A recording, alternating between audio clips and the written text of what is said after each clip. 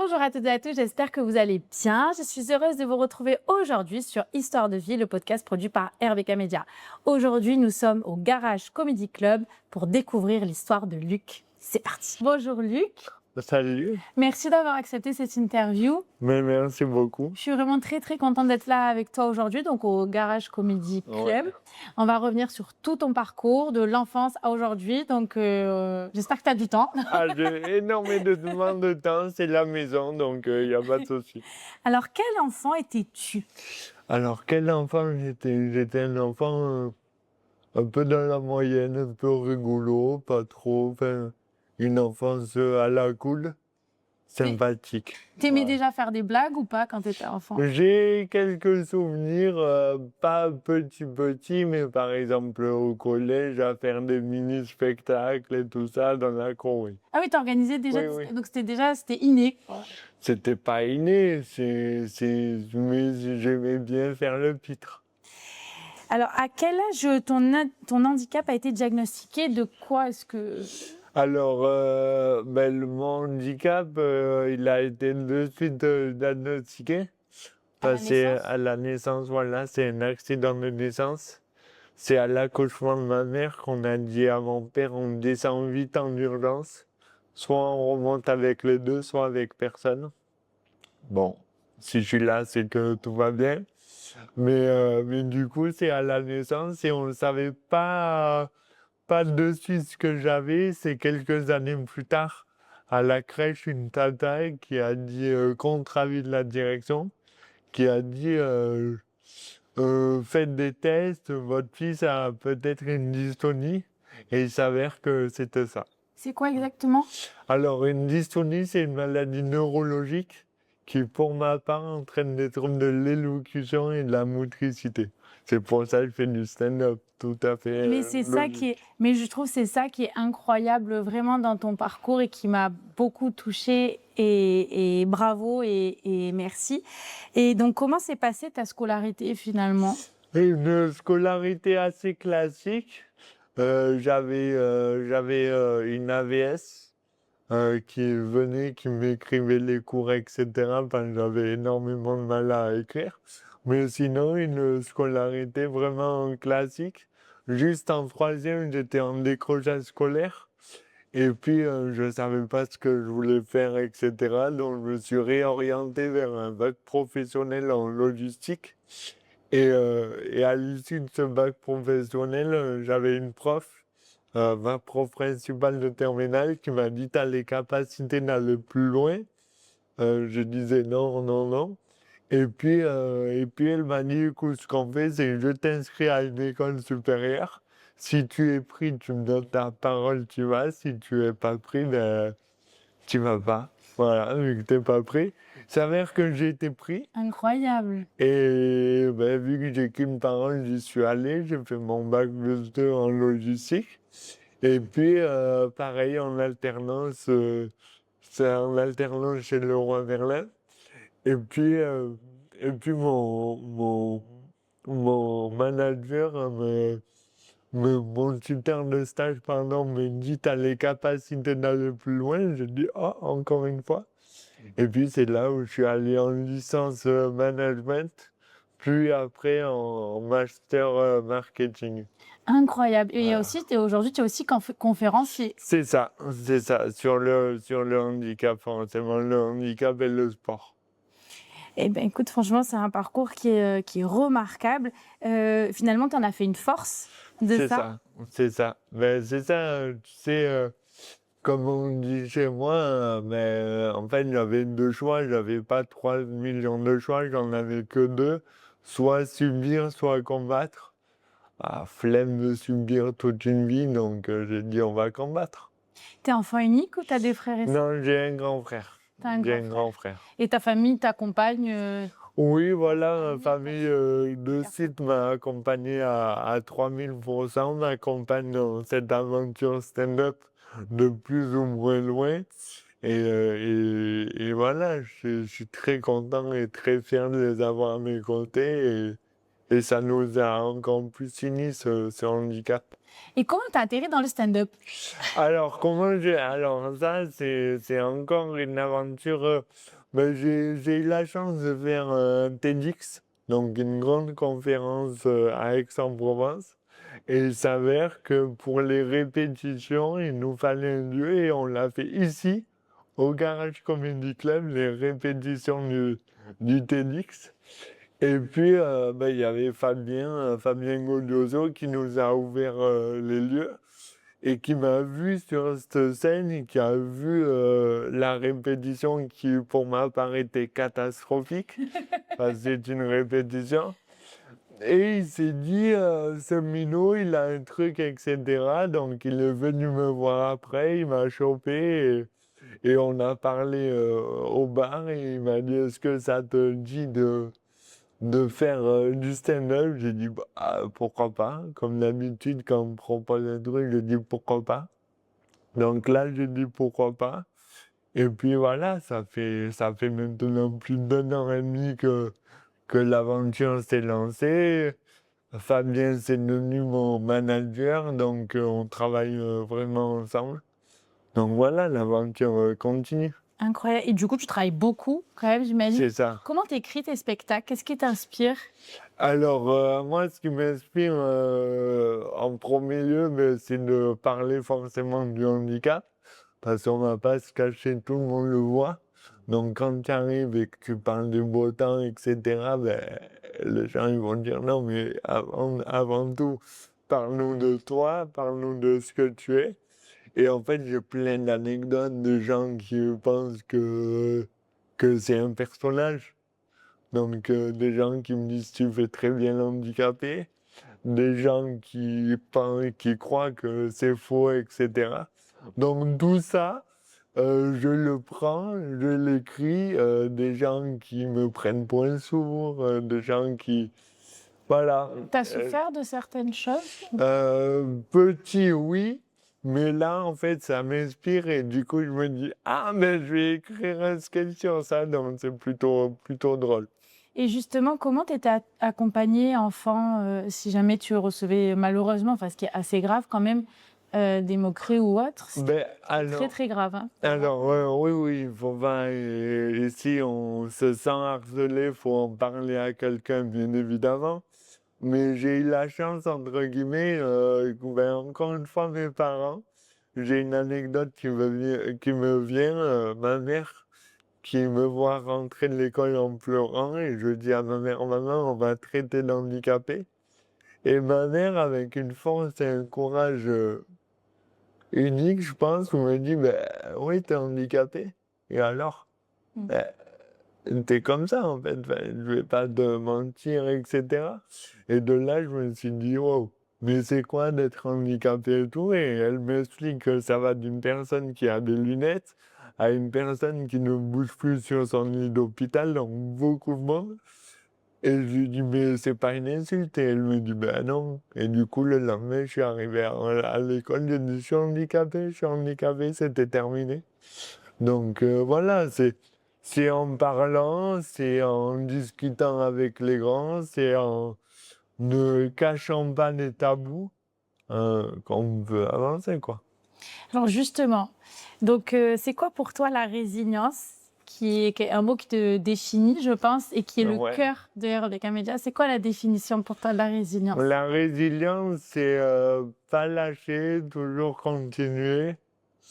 Et voilà, c'est ne jamais abandonner, vraiment. Tu as déjà songé à abandonner? On l'a bien plein de fois. De toute façon, c'est humain, on n'est pas des robots. Donc, plein de fois dans le stand-up, plein de fois dans les aventures, on va peut-être en parler après.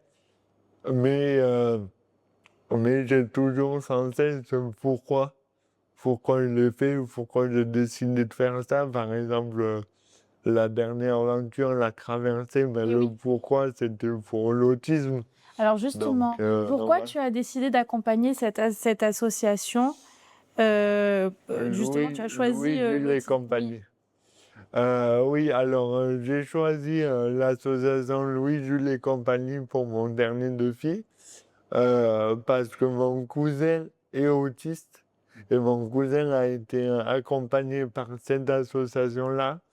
Donc, c'était une manière pour moi de leur rendre l'appareil et donc de faire rayonner cette belle association qui a aidé ma famille. Et donc, du coup, c'était 63 heures, C'est ça. de Toulon à Île-Route. Et le rôle, c'est Comment ça. tu as préparé cette aventure? Ben, ça fait 3 ans Ah oui, ça fait 3 ans que t'étais sur le coup, quand même. que j'étais sur le coup, que j'ai préparé cette aventure, que je me suis préparé physiquement, que ma mère aussi s'est Oui, tu étais avec ta préparée. maman. Voilà, on l'a fait en duo. Donc, on s'est préparé physiquement également. Et voilà, après, il y avait tout l'aspect logistique, tout l'aspect organisation de ce projet. Et après, on y est allé. Et qu'est-ce qui a été le plus dur? Dans cette traversée, ben, c'est l'avance et la préparation.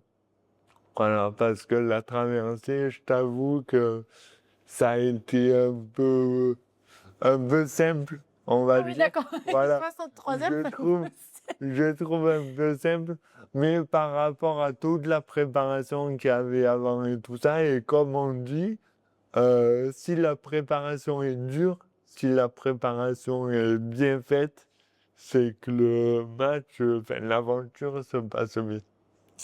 Est-ce que tu penses que l'humour répare? Ah oui, bien sûr, l'humour répare, l'humour rassemble aussi, l'humour fait comprendre aussi plein de choses.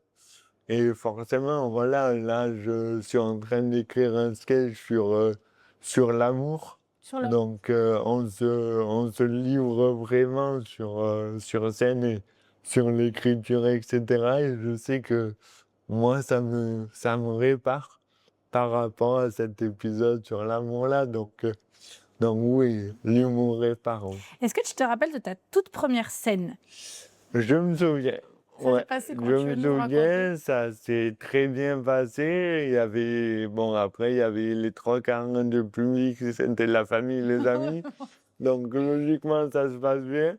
Et voilà, j'étais tellement heureux et tellement, voilà, tellement heureux de débuter une nouvelle aventure. Je me souviens, il y avait encore une fois Fabien pas très loin de moi, donc il y avait mon prof de stand-up qui m'a annoncé. Donc j'étais très très content, très bien amené dans ce monde de stand-up là. Euh, alors, tu as porté la flamme paralympique. Oui. Qu'est-ce que ça représente pour toi? Ben, encore une fois, c'est une anecdote, ça. C'est la définition de ma vie. C'est de dire que chaque opportunité, je la prends. Un jour, on m'appelle, mais 3 semaines avant les Jeux paralympiques, on m'appelle et on me dit, Luc, est-ce que ça te dit de porter la flamme paralympique le jour de la cérémonie d'ouverture? J'ai pas réfléchi, j'ai dit oui. Et voilà, j'ai eu la chance de faire cette aventure-là, de la tenir vraiment beaucoup plus longtemps que les autres. J'ai tenu 10 minutes dans un théâtre. En fait, je ne savais pas que j'allais faire le relais dans un théâtre. Mais voilà, c'était juste avant mes débuts en comedy club, etc. Et en fait, je suis sur cette grande scène au théâtre à Paris avec la flamme paralympique et je me dis, ben, en fait, je pense que c'est la scène qui m'appelle.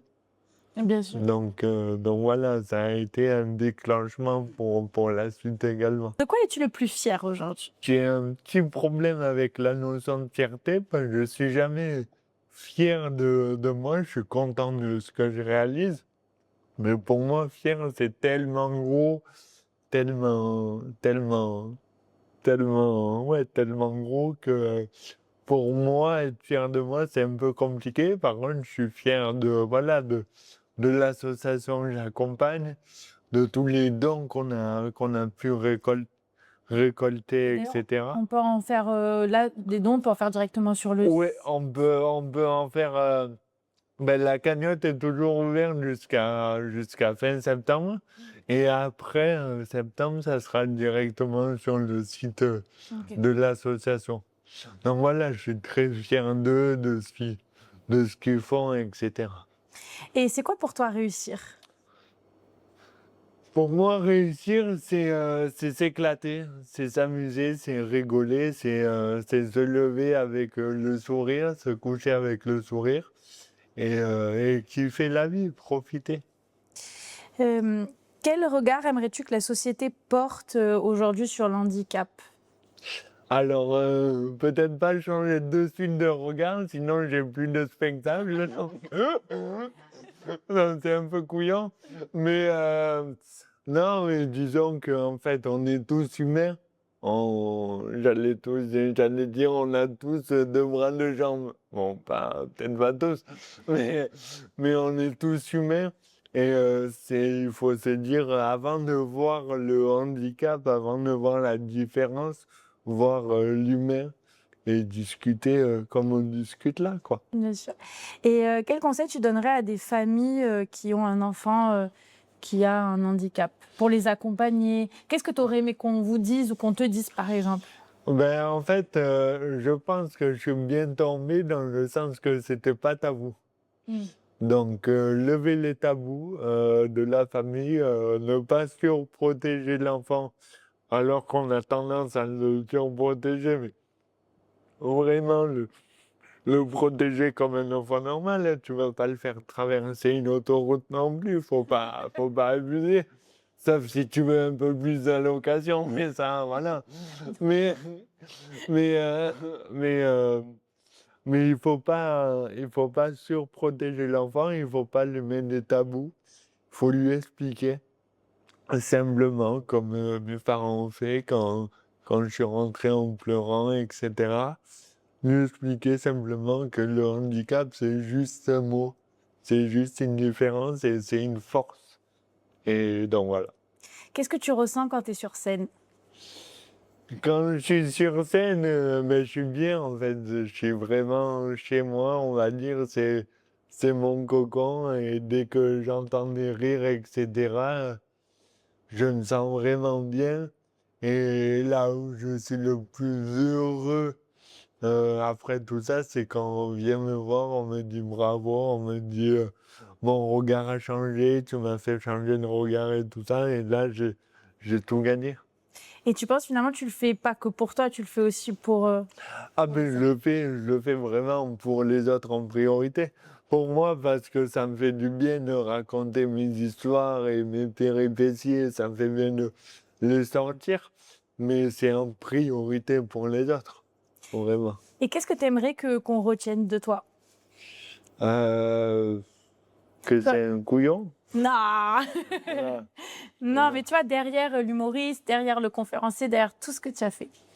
Derrière tout ce que je fais, ce qu'on retient, c'est vraiment qu'on peut se dire, ouais, tout est possible. Alors, c'est une phrase bateau, je sais qu'on entend un peu de partout, mais juste essaye, tente, et ça marche, tant mieux. Ça marche pas, mais tu auras essayé, sans regret.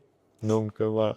Quels sont tes objectifs futurs? Futurs proches. Ben, futur Bon, il y a proche, il y a le spectacle sur le 20 l'amour. septembre. Le 20 septembre, ça sera Le- sur l'amour le 20 septembre? Non, non, il n'y aura pas que sur l'amour. C'est le spectacle de 1 heure où justement il y a l'amour dedans, mais il y a ma vision du handicap, ma vision des valides aussi, parce qu'on critique beaucoup les handicapés, mais on va aussi critiquer les valides, hein, maintenant.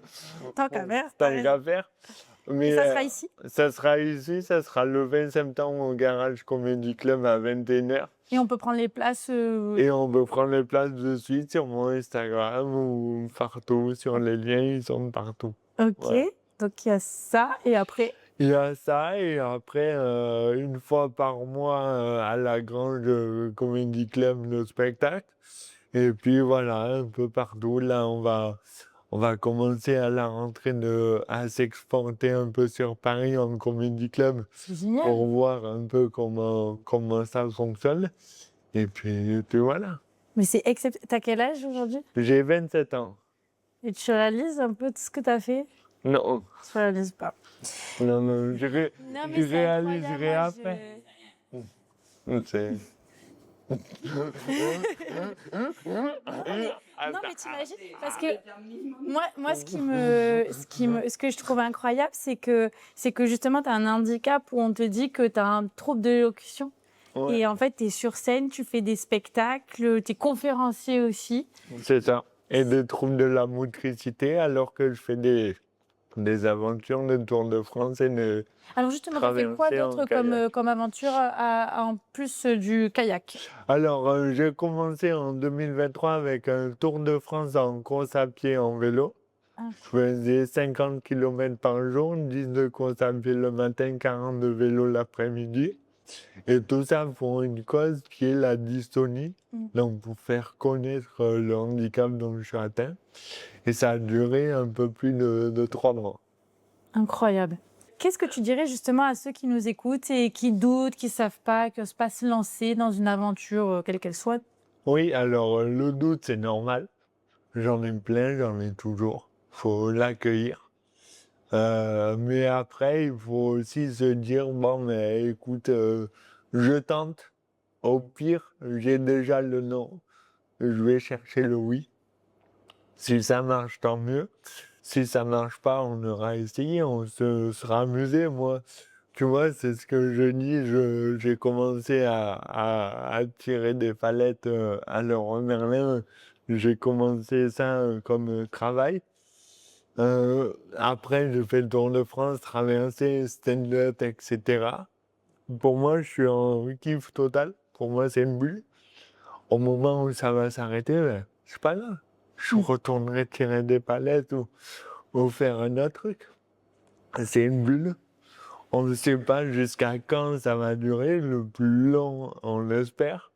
On profite. Et au moment où ça s'arrêtera, je pourrais dire à mon neveu, etc., ben, tu vois, tonton, pendant 10 ans, il a kiffé. Et voilà. Incroyable.